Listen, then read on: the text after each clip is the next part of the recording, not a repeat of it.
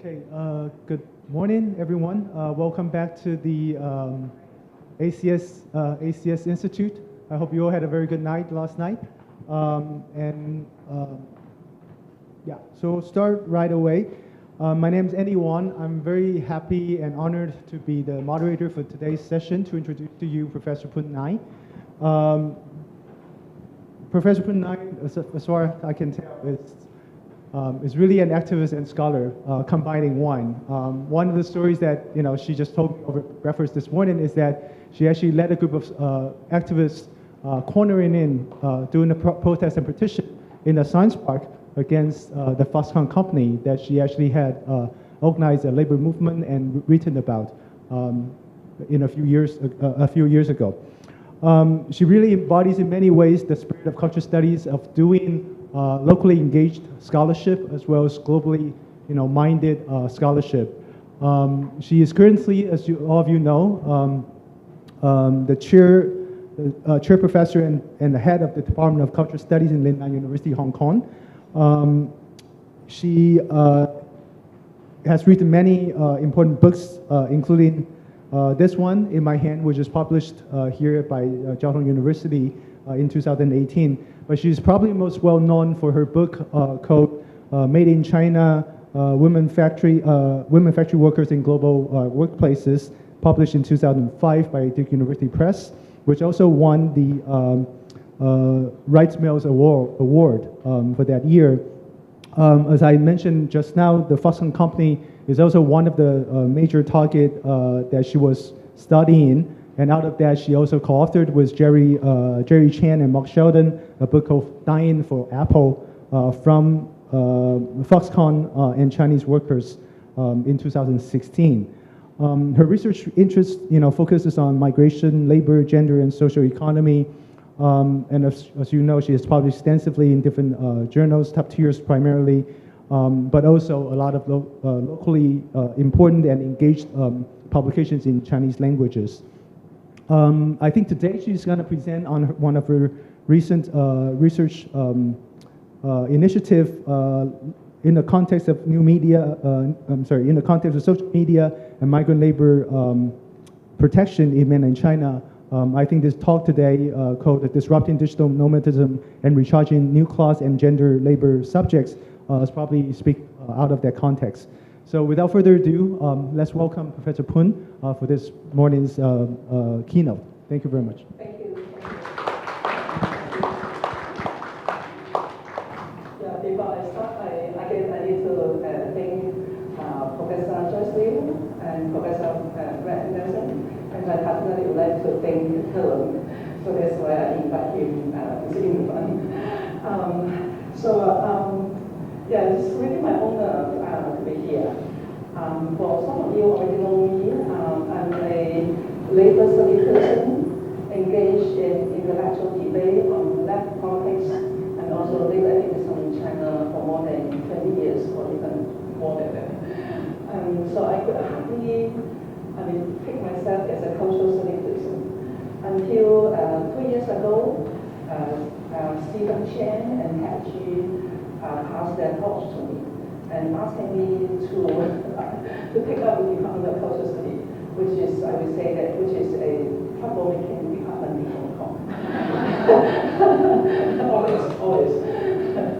And when Stephen Chen talked to me, actually he used 3 concepts. I just shared with Andy this morning. The first one is 交心, so it's that exchange heart. The second concept is 交友. That means we exchange friendship. And the third concept is 交棒. 交棒 is handing over the stick to somebody else. So cultural study to me is not really a simply academic discipline. It's like a 江湖 full of kung fu. So the fighting world with kung fu, and then so asked me to pick up that kind of burden and duties. And my answer to Stephen Chen is that even you could trust me, I couldn't really trust myself.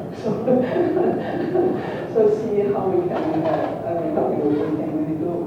So after I sneak into the Department of Cultural Study, as a labor study person, I'm a little bit conventional, little bit old, little bit classic. So I take up a position of cultural political economy. And I try to advocate tunneling as a method of cultural study. And for this project, I'm currently engaged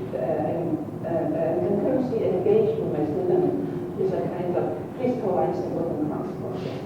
So today I try to open up a little bit space so that we can still engage in talking different forms of labor activities, even though we couldn't call them labor activities. Passion and difficulties. So that's the beginning of this talk. And for sure, in the current years, there's a widespread pessimism about labor activism in China or elsewhere, I would say so. But I joined with this number of colleagues like Chen Jieyu, like Sun Ping, like Zhou Yan, trying to say that it was exactly at the moment of crisis, exactly at the moment of conflicts, that we can search for different forms of space, for understanding labor activism. And then obviously, we're not that naive to think that digital world can really open and liberating, liberating space for everybody.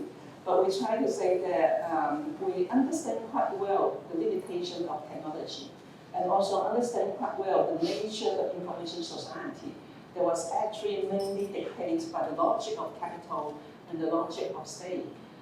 So it's under that kind of strain, we explore different forms of potential and different forms of possibility. Yeah. So the project I'm currently engaged with the student is looking for how the new female digital subject emerge, and how and when they emerge, actually they are still working at a very conventional workplace. So how these two parts can really, pull together and open up certain kind of possibility. So if you see the picture, these young female workers, he stole and she stole how many schools?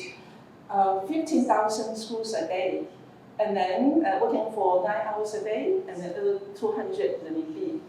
And by working, by schooling all those work, she can also produce video by herself, for herself, and also for the other workers. And so she has a huge followers. So she's actually working a workers KOL. So that is the too sensitive. So this is this is the story, or this is some of the activities we would like to make sense of. So we were trying to say that the video blogs actually provide new ways of documenting and sharing individual daily life. And some of these workers, they either working in a manufacturing plant, like a leather factory, garment factory, and some of them even working on the construction site. Some of them drive a big truck. So all these are female workers. And by doing their work, they also produce those videos. And those videos is not simply about the individual life. It's about the workplace. It's about the labor process. It's about class consciousness. They try to generate, they try to nurture, they try to build among themselves. So I would say that if we look at those videos, those working conditions, labor process, as well as their daily life, all become central to the cultural production. So just try to show you a number of those pictures. So you can see thousands and thousands of those videos produced daily by different female workers, of course including male workers as well. But I picked up the female workers because I would like to bring in a gender perspective. Yeah. So our interest is trying to capture this digital cultural production as new and innovative form of everyday life resistance, and trying to understand how these female workers they adopt to a kind of new class and gendered collective subject.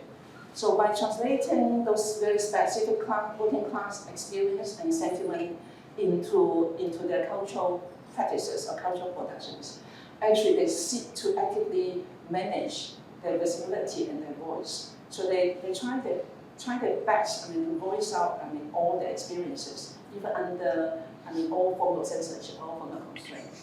So we try to argue that, that kind of cultural production, that kind of cultural practices actually contributes to the resilience and also the resistance of the Chinese working class. So I still would like to argue the conventional workplace is not only a bad one, and it's not only a silent bad one. It was actually constitutes the working class identity, the working class image, and the conventional workplace is a locale of the production sphere as well as a location of the labor process. And that is very central, again, very central to the video production. And it marked a kind of contrast to the concept of digital nomadism. We understand the argument of digital nomadism because the argument is trying to say that farewell to the conventional workplace. As becoming a nomad, you can work wherever you like, as long as you are cool, you are smart, and you are elite. So the whole world is your office. So you can work in the jungle. So that is like the picture you see the female drinking beer and working in a jungle, and this young guy, Lingnan, but he uses his phone to work. So that is what they are. That is what they're trying to argue that when you are digital nomads, the world is your own office. So they try to, dismiss the importance of conventional workplace. So my project trying to bring in the centrality of the workplace under, the digital period. Okay. So someone like me, we're trained in labor studies. So labor study always remind us that the precariousness is actually embedded in the process of digitalization. So the more you become digital nomads, actually, the more precarious you will become because you are detached from the normal working relationship. So to us, digital nomadism is at best, it's at best an extension of capitalist logic. They try to work, to hide the labor process. They work to hide the labor condition. So the decoupling process here, to us, it creates two effects. One of the effects is a kind of strategic withdrawal from the direct involvement in the management.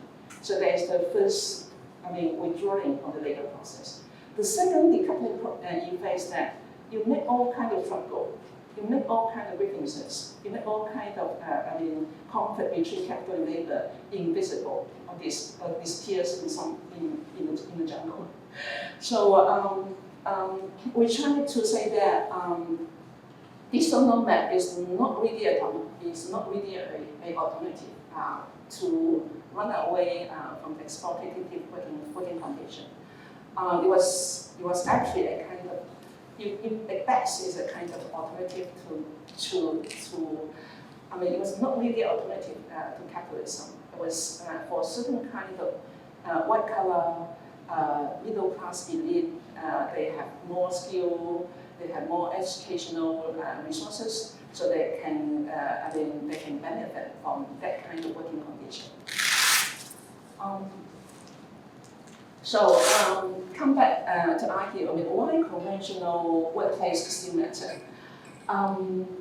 For us, I would say that the environmental, the physical sides are still very important for capital to deploy a serious education and transformation over labor. Controlling a different form of control over labor is basically still through the use of conventional workplace. And but because of this physical sense, so we can still have constant conflicts. We can still have restless struggles between capital and labor. So it was a science as a science of production and as a science of labor process. The conventional workplace actually become a visible battlefield.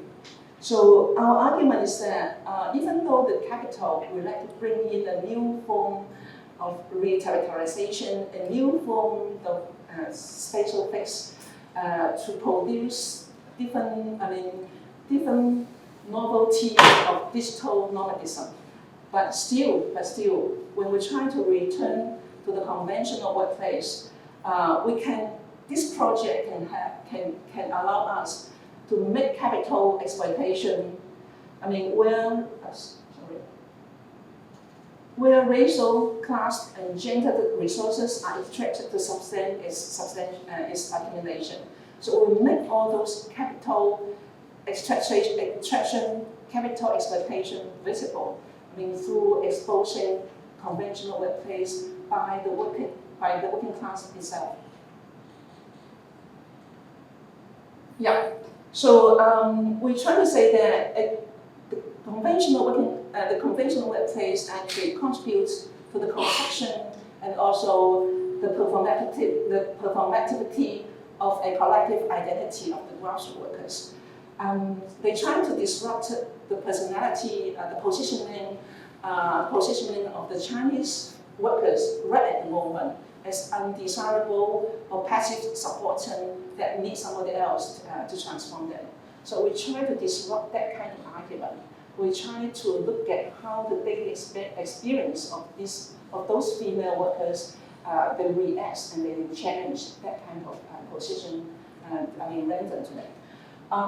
So around the conventional workplace that we observe in the video blogs, we try to understand how female workers' self-articulation of class and gender experience at work help complicate the understanding of the Chinese working class that go beyond the dichotomy of positioning the female workers either as oppressive object or subject of resistance.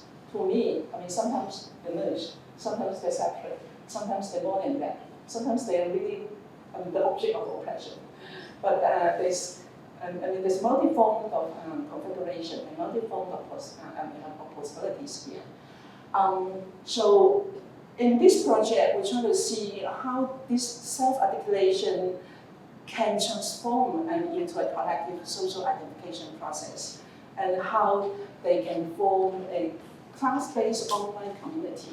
And this online community, to me, foreground the future of one activity. So this is a kind of framework that we try to build to challenge the digital nomadism, and we try to argue is a kind of recoupling workplace with social media. And obviously we look at the empowerment part. So we try to see how new class and gender digital subject they can be formed, and also through a kind of multiple layer of analysis. So we see how they voice up themselves, how they represent their story, how they create their own identity, and how they connect with other workers through the video project, and how they have, through those projects, how the working class can have, reflexive practice. So there's the framework of our use of it.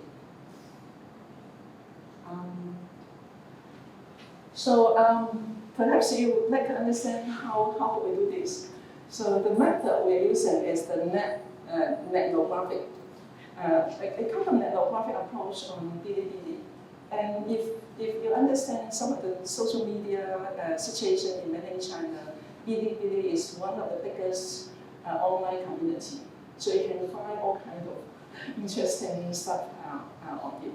But it also, as obviously, Bilibili is a capital project, but many grassroots workers can still make use of this platform to voice out themselves, to produce all kinds of videos by themselves and connect to different to a bigger community of workers and to build an online community.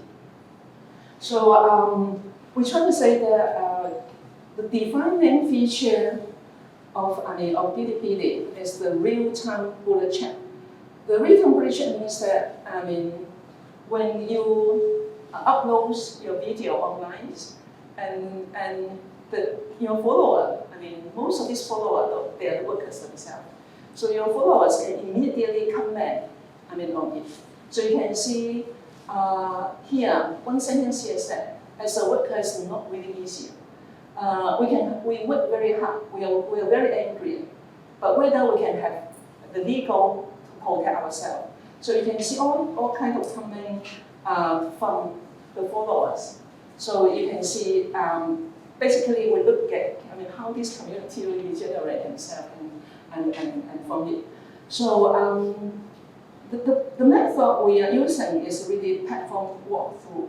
Platform walkthrough means that we develop a number of keywords, and then we use this keyword to examine the Bilibili platform.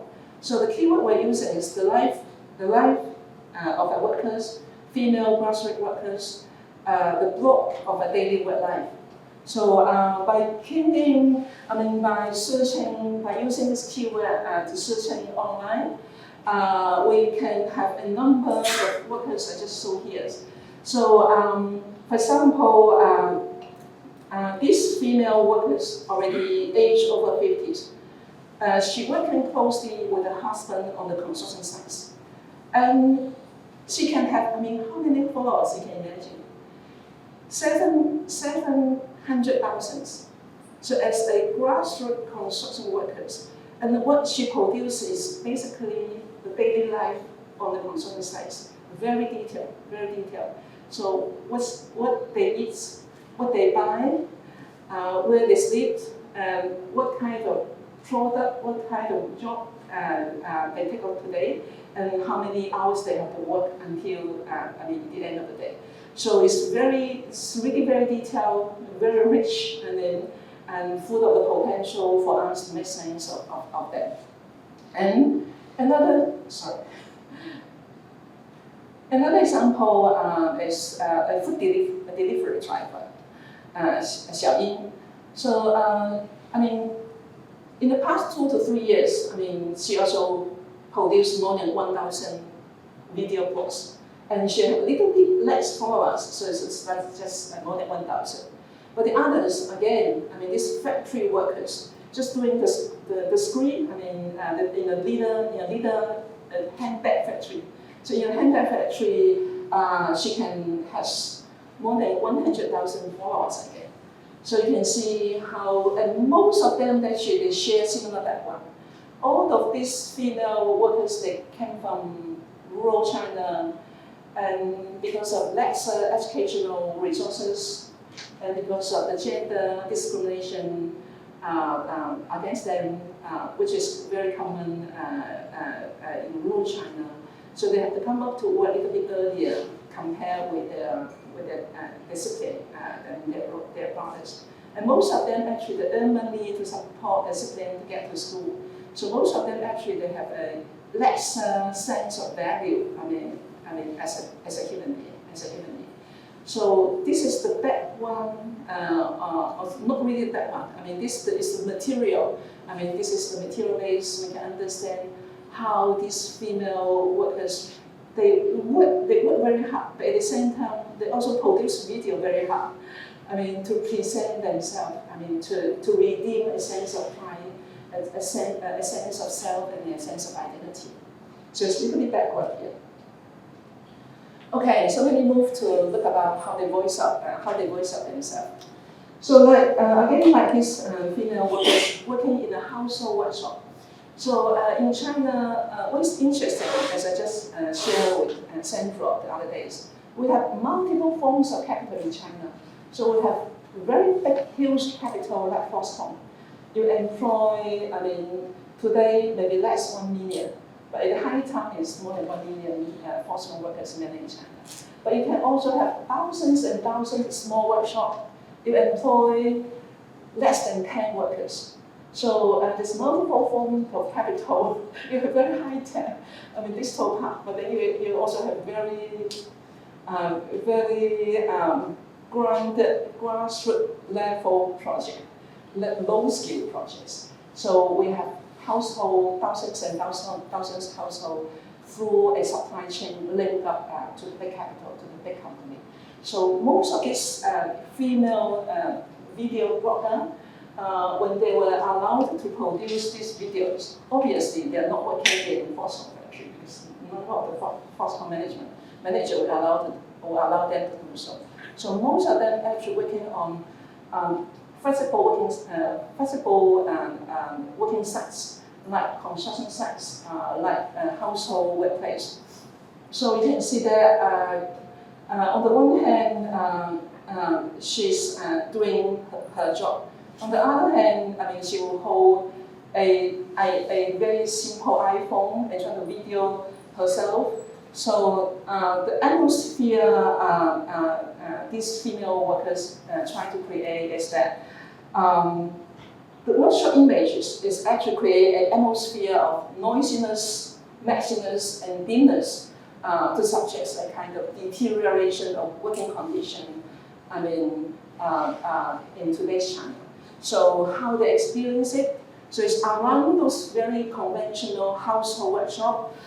These female workers start to voice their lived experience and as precarious labor.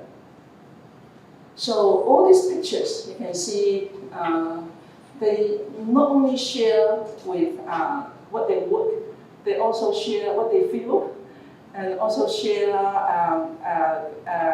what they would like to plan for their future work. So they share all this with their followers, and they're all, as I just mentioned, all their followers will immediately provide comment either on the bullet chat or under each video box. So I would say that the conventional workplace actually has become a kind of signifier. To signify the working condition. Also as a signifier, trying to generate different kind of gender and class consciousness. So this is we try to understand it. And as I just mentioned, the very specific happening around the conventional workplace, actually they carry effort, they carry emotion. So those emotional sentiment obviously share among each other. So when those female workers, even though they try just to self-portray herself, but actually when they voice out, they voice out for everybody. So that's why they can create certain kind of common experience for those female workers. And so eventually they move from talking individual stories to reflect a larger community, and their followers immediately add on those video cultural production. So you can see how they slowly create their own community. So that's why I would like to anchor on Chih-Ming's study, because what they try to articulate is that those female actually, when they speak, they can speak for the both. The person itself and also themselves, for everybody. And the people this person aims to speak for. So it is actually create a project not for yourself. It's for it's to generate a working class community. And the followers, how they as an audience, as a workers followers, how could they comment on their production? So they will also say that I can see the repetition, I can see the boredom, I can see the stretch, I can see the exhaustion. But then, this is the real life for most of the working class people. And the common touch, 接地气. I don't know how to translate it. So I translate 接地气 as common touch. So the common touch, this video, keep impressing me the most. So this is a common, this is like a feedback by workers. So when I watch these videos, I mean, in the beginning, who would be interested? I mean, you just detailedly record your daily life, but it's grassroots. It's not really like, oh, when we watch TV series, it's always about the middle class. It's always about imagining a better future. But for this grassroots cultural production, it's really very detailedly recording what they eat, where they sleep, and how much they earn, and how the wage was, not paid by their bosses, and how they would like to call for support to find their wage. So who would be interested, apart from working class itself? So this is, how they really can generate. Okay. So let me move from voice to self-representation, because they really need, to self-represent themselves, and that's why they rely on detailed labor process. And once they zoom in detailed labor process, what you can imagine is conflict, is tension. So you can see all kinds of complaint about, let me move to the next.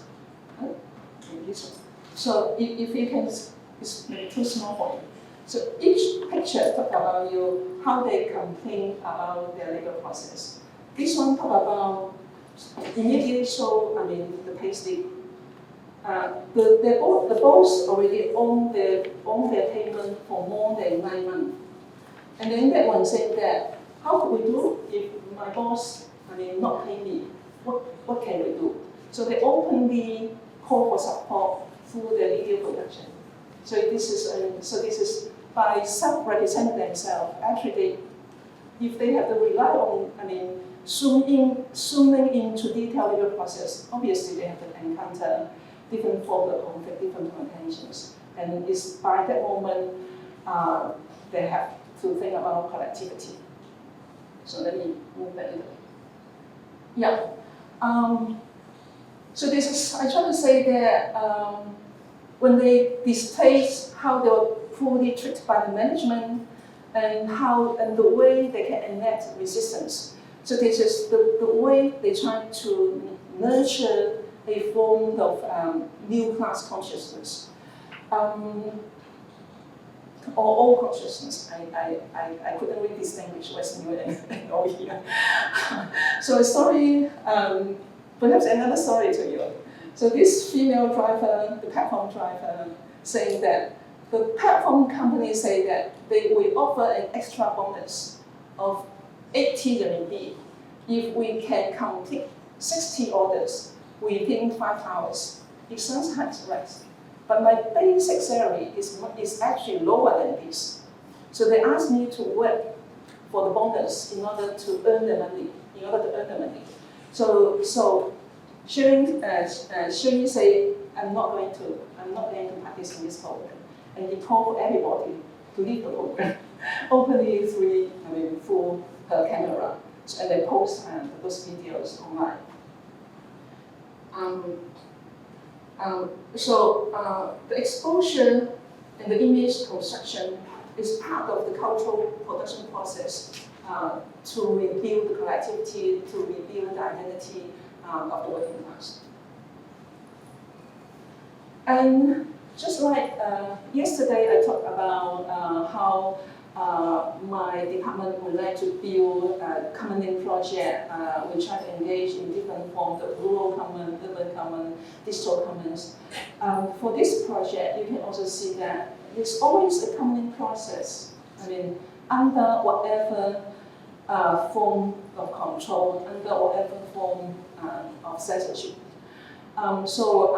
Through this video production, you can see that those female workers, they actually try to create a sense of commonality, a sense of commonness.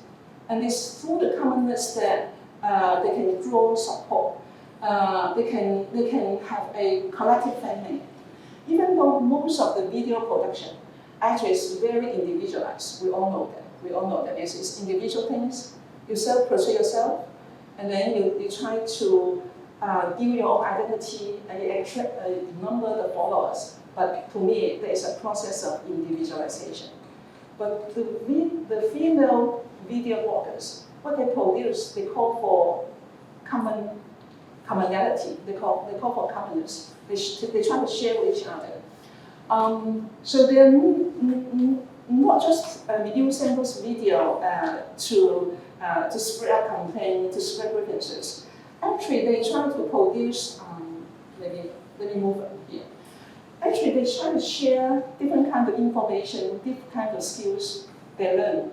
So one female platform driver, he used his own time to teach the newcomer how to become a platform driver. I mean, how to get away those tricks.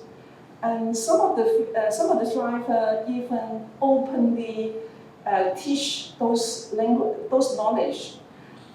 It's illegal knowledge. I mean, teach the workers how to steal electricity. I mean, to charge their motor bicycle. So that kind of common knowledge, I mean, they easily circulate and share with each other.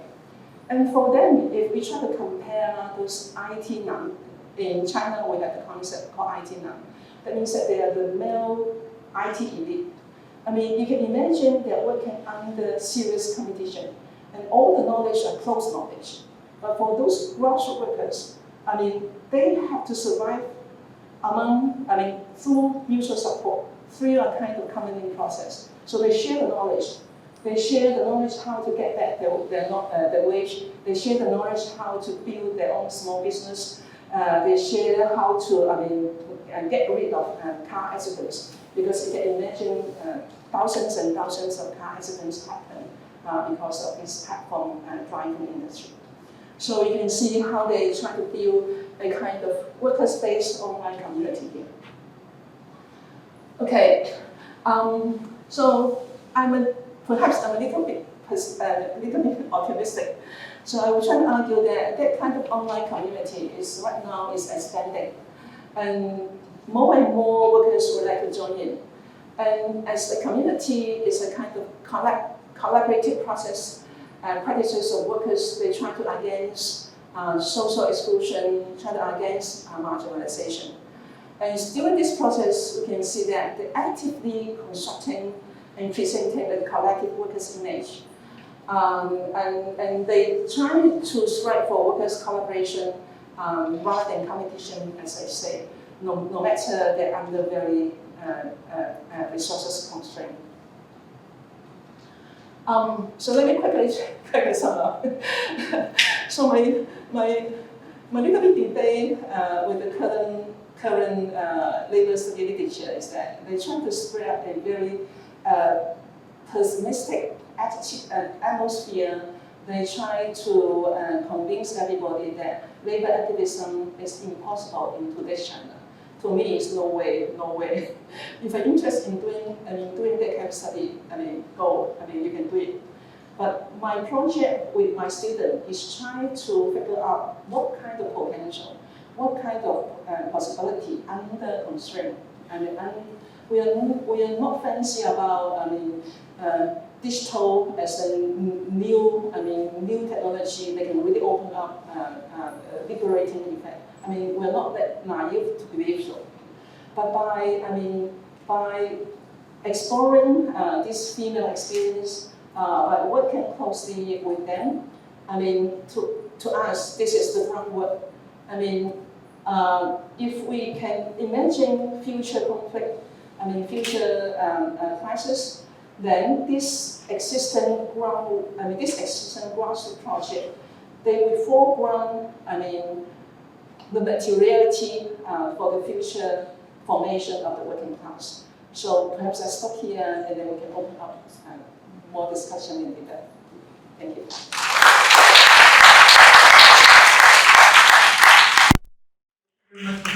This is really interesting and exciting and fascinating, and also to these female workers online and offline.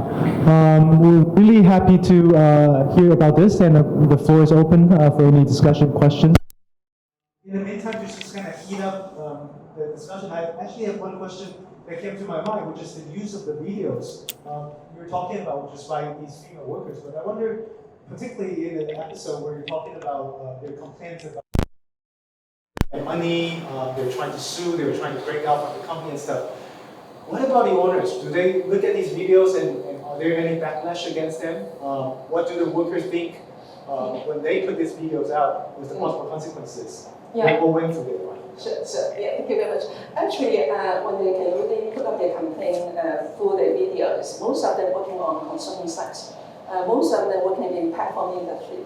So they don't have a fixed workplace like those female workers working in garment workshop and dealers workshop. So if they're working inside a household workshop, it's most unlikely they can openly campaign about it. But they can share. I mean, they can share the working condition. They can share the emotion. They can share the ethics. I mean, to draw on more support. Thank you. So any questions from, so we have this gentleman in the middle and then maybe this, lady in the front. So let's go with a couple questions. And then, I have my own. Okay, so I'll just say, I just wanted to comment, thank you so much for bringing these stories to light and sharing them. I really appreciate hearing that workers are able to repurpose the online platforms and use them for their own good. It's really amazing to hear about the empowerment of these women. So thank you so much. I don't really have a question, but I think this is incredible. Thank you. Yeah, we have this gentleman who's... I enjoyed the talk, and since I do not know China, so I cannot. I can hear you. Sorry. I said that I do not know the details of the Chinese situation, so I cannot go into the details. But I want to problematize one of the central questions that you have raised, which is the relation between the workplace and, let us say, the place of living. The workplace and the... Place of living. So within the mosquito net, within the forest, etc. Now, thinking of India, and let's say, how would you then place the massive Dharam slums in Mumbai, where workers earlier used to go to a conventional workplace. Now, there is a massive acceleration of production, and therefore workers are bringing orders at home. And they could be lathe machine tools, or they could be little smaller work, and they are doing within the slums. There are other jobs related to dismantling of a car, reprocessing of some of the old, run down good automobiles with the fans and other things. Now here you have a situation where the workplace and the place of living, they are getting combined. And the idea of a conventional workplace is itself becoming, I would say it is becoming anachronistic, but it's a problem. Now you were speaking of construction workers. Let us say thousands and thousands of construction workers in India who will go to building a new town outside Calcutta. They could be 10,000, 15,000. For the next 2 years, that is their life. That is their place of life. They will go maybe once or twice a year back to their villages, but otherwise that is the life. Digital literacy is much, much lower than it is in China among the workers. But even considering that, I wonder whether one of the fundamental questions that you have raised, whether that needs to be looked at from the way neoliberal economy today functions in terms of fragmentation of work, in terms of the ancillarization of various things, and the city in terms of the way the city is being made. You cannot think of a city without these slums, the peripheries, who are doing a massive share of what you may call urban work. So what would be your take on this kind of situation, which is no longer emerging, it is there found in place, where it has made the old established relation between the place of work and the place of life and the place of living a problem.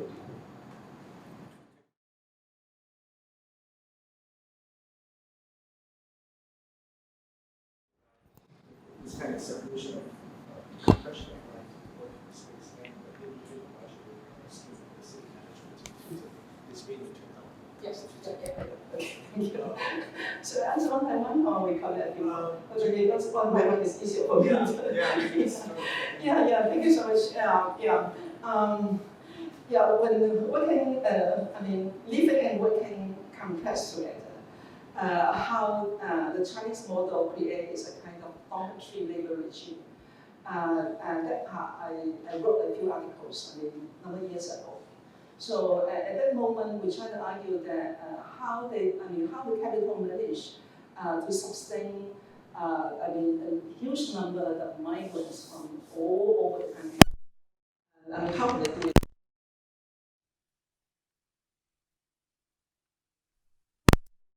Workers, as well as arrange the social reproduction for them in order to continue next day for them, ask them to work. So they build a huge dormitory labor regime.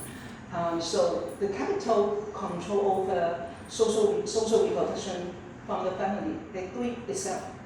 So they provide food, shelter, even entertainment to all the workers. So this is how China do it.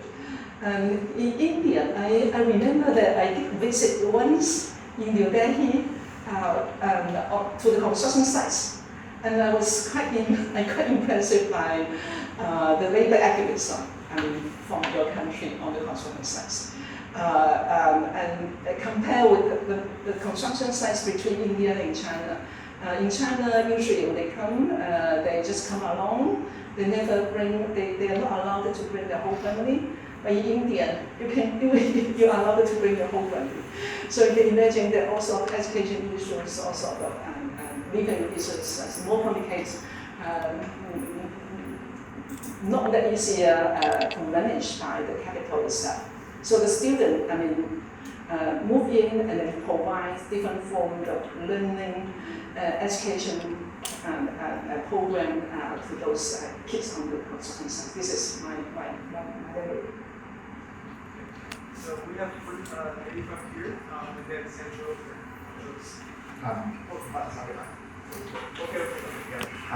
Yeah, thanks very much, Professor Put, and I'm Wu from the University of Melbourne. And my question sort of follow up from the digital idea, and I wonder, have you come across or how do you think about that?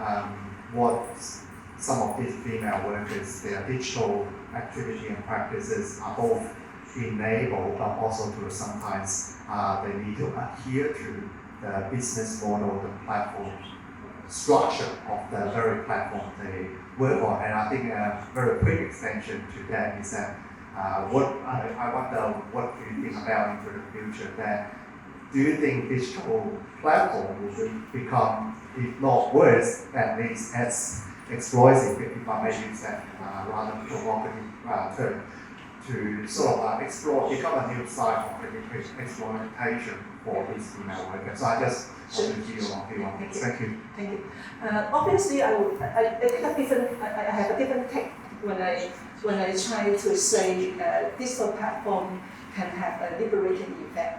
It's not because I have a trust on the new technology, but I have the understanding of, because of this new technology and this platformization, so it creates more conflict. It generates more crisis in the long run.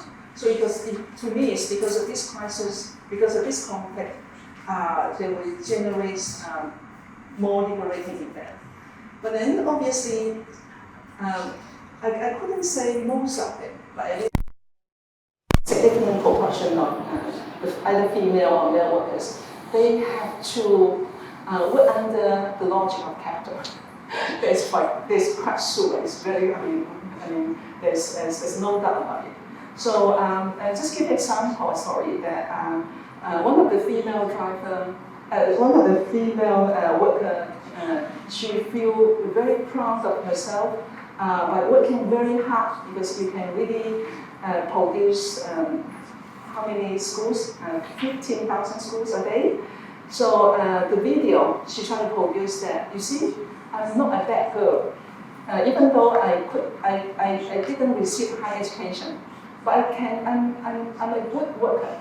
I can earn a lot of money, and I can send the money to my home.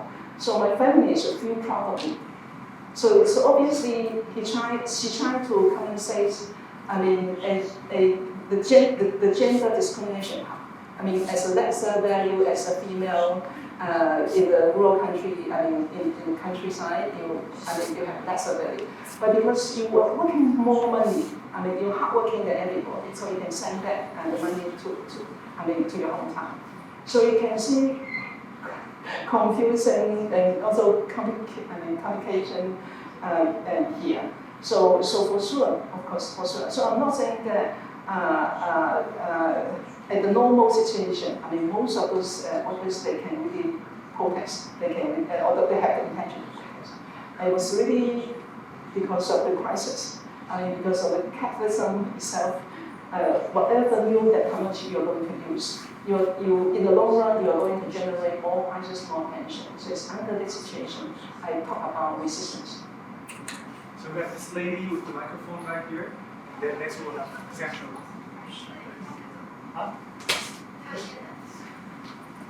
That's okay, we'll stay with it first and then later. So go ahead, please. Oh, okay. Thanks very much, Professor Wang. I really loved the talk. Some of the literature on platform labor make very explicit distinctions between resilience and then resistance. And so some of the literature on platform labor make very clear distinctions between resilience and resistance. And you seem to be showing that this is more flowing, this is more fluid. And I would like you to hear a little bit more about your conceptualization of this fluidity between resilience and resistance. And I guess connected to that is my question on the influence making you think that these videos of the workers are producing. What kind of influence? Influence in terms of aspirations to become workers, influence in terms of resisting against the structures. What kind of influence making is it facilitating? Thank you. Yeah. Do you take a few more Central to answer? So thank you very much for this really interesting and challenging presentation. My comment, my question, kind of follow up on what Ranbir was saying, speaking kind of detailed way of the Indian situation. What interests me is your focus on what you call the conventional workplace. And I would like you to expand a bit on this notion, even beyond the opposition with such rhetorical phrases as digital nomadism. What I think is important to do is to think about the transformations that are shaping conventional workplaces in an age of infrastructural capitalism. China, and I take this concept from your work. What is at stake in infrastructural capitalism is so this leads me to think that the workplace is traversed and constituted by forces and processes that go well beyond it. And this is true with respect to capital, to capital's command over labor, but also with respect to labor. Practices of mobility, cooperation. I mean, these are all kind of aspects that of course play an important role in the workplace, but also constitutively exceed it. So my question is double-edged. On the one hand, can you also look at video blogs from this angle?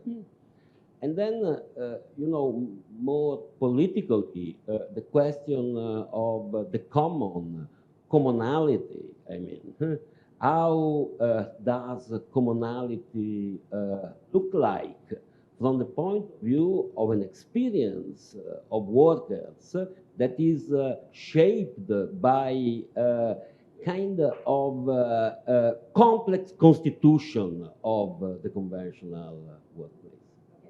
Thank you again. I'm going to combine the questions together. 3 years, I have a project working on infrastructural capitalism.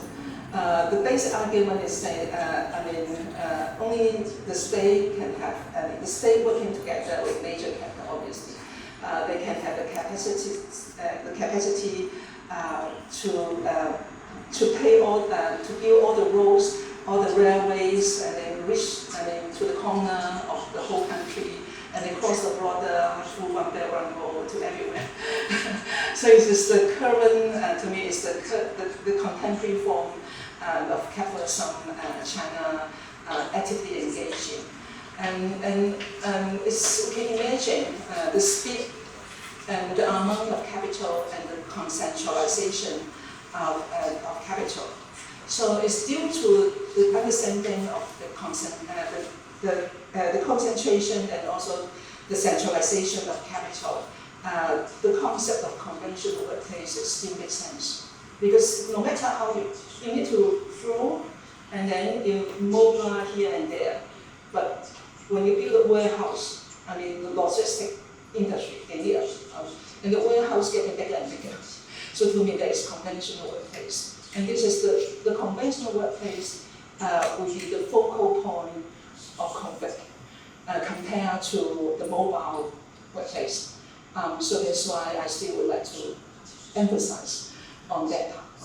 Yeah. But yes, I didn't really commence the infrastructural capitalism with the video production of this video workers. But it's part of it. It's part of the micro process. So we have, we can obviously we can have a multiple layer, the framework to analyze different macro process, meso process, and micro process. So my studies always link macro process with micro process. And when we talk about workers' agency, there's nowhere that we can put that.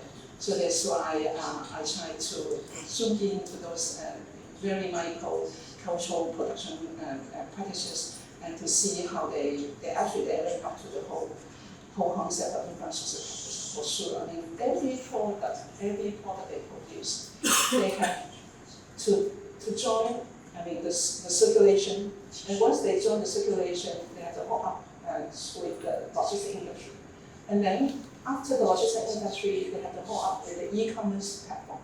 There's Taobao in China and eBay in Western countries. So the whole logic, but with variations, obviously. We connect it to those female stories. They try to build their own identity. They try to redeem their own sense of pride and dignity. We have two questions in a row together. Yeah. So maybe I'm first, and then Joyce, and then we'll have a second round right after two. Okay. So go ahead. Hi, Professor Ping. I'm from National Chih-Ming. Thank you for your wonderful presentation. And except for capitalism, I want to ask a question about socialism. So my question is, will these so-called female net idols become political propaganda? Because in this process of video making, these female net idols, they have inspired so many working class laborers. And every year when we watch the New Year's Eve program in China, 春晚 program, the Chinese government will select some model laborers, maybe farmers or policemen, stuff like that. So my question is, if so, will then become the political propaganda of the Chinese government in the future? And if so, can their political empowerment, or what you just said, workers' agency, evolve again in the context of digital media, or in what ways?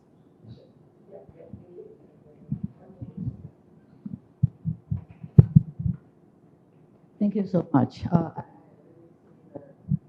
Continuity of your previous research and efforts to today's project, maybe the future. And also you want to see this collective class consciousness of resistance among the factory workers and in the past and nowadays. I appreciate it very much. We all need some form or some degree of optimism, always. Okay, but I want to maybe bring up a few questions.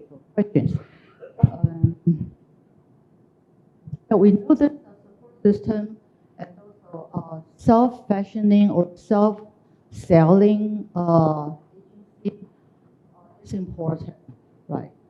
But we also notice that in a similar case, the phenomenon of the 杀马特.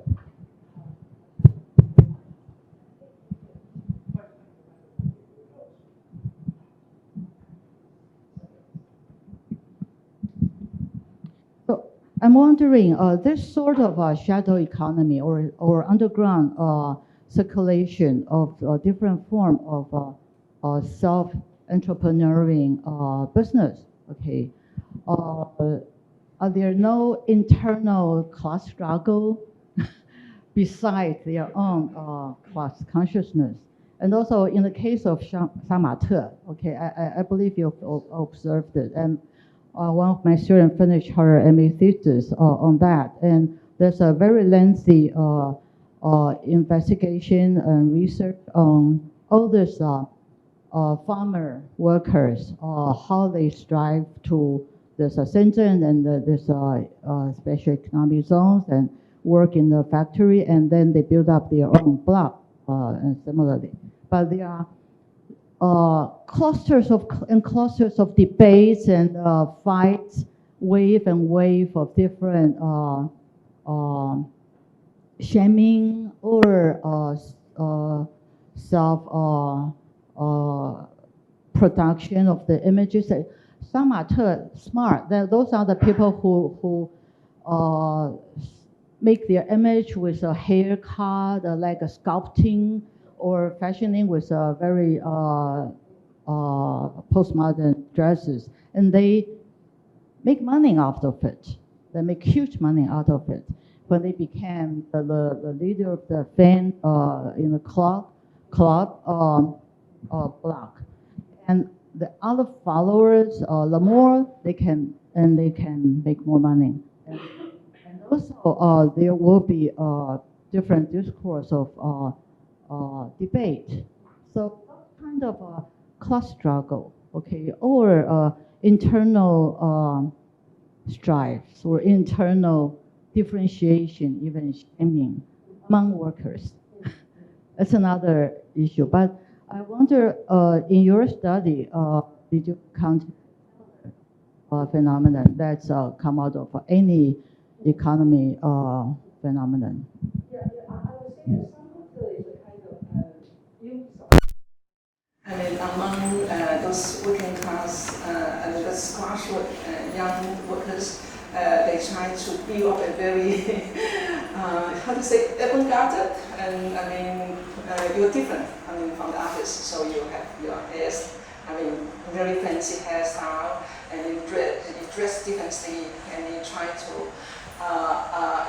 build a identity that's different from the ordinary workers. So I would say that my project, I mean, this project I'm interested in, is because they are the normal workers.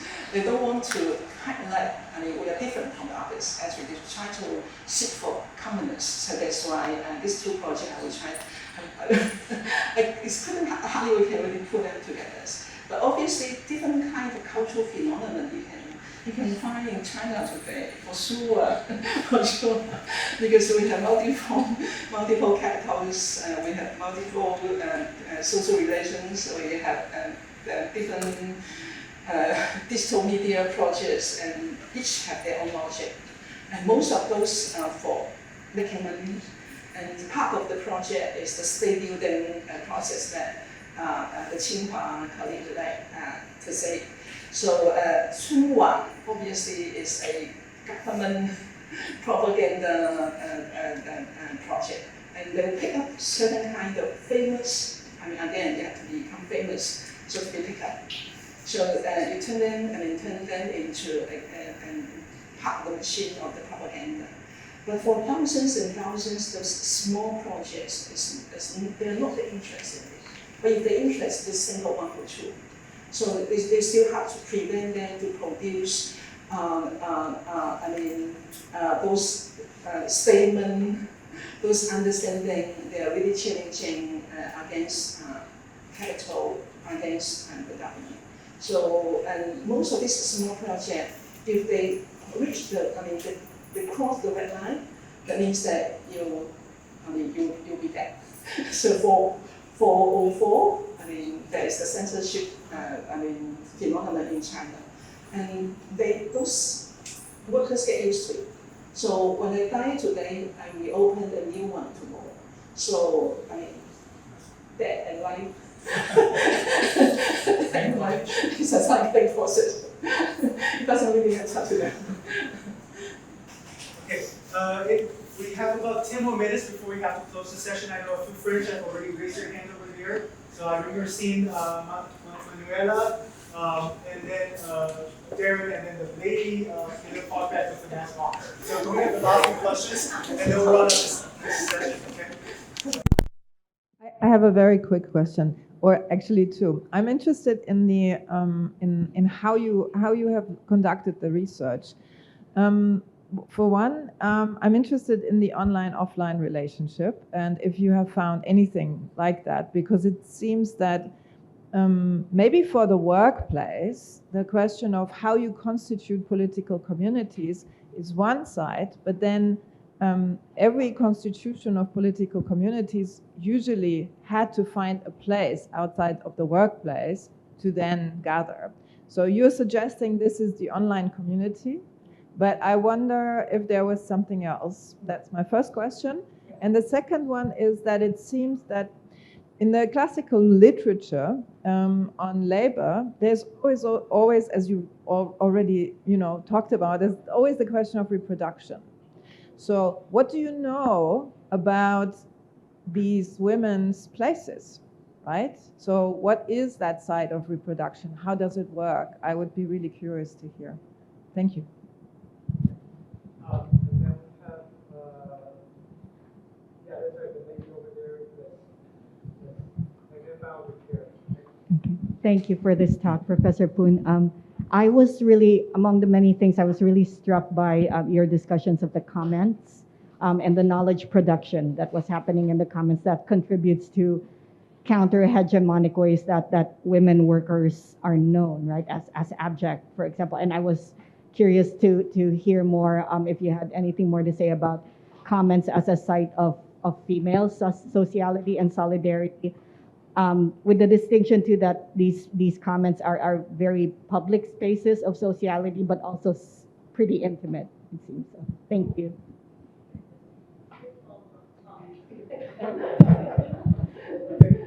My comment/question actually connects with these two really well, because I was struck by your translation of 接地气 to common.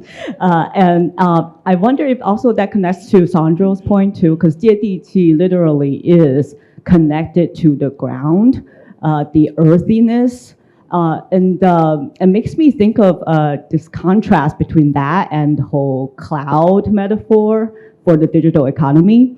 And it seems like there's a way to connect to the infrastructural capitalism theorization that you work on. So really. So it's me. Okay. The home workshop reminds me of those like home economy in Hong Kong and Taiwan like years ago, maybe in the 80s, 70s. And I want to share the reference a bit on the digital nomad to those experience we already have in Hong Kong, Taiwan, also in Guangdong. So what's the difference between those female workers taking video and those previous home economy women at home doing, for example, what's the difference between them? For example, the reason I asked this question because I wonder the social reproduction aspect. Okay, thank you. It's connected questions. So let me give you an example. How they generate common link and try to support each other. And also this question related to whether the online community can, in the long run, they can have an offline community. One example, there's a female platform driver. She quit her work and she already produced a number of videos, teach everybody how to become a platform driver. And then she set a store to sell motorbike. And then you can imagine there's a lot of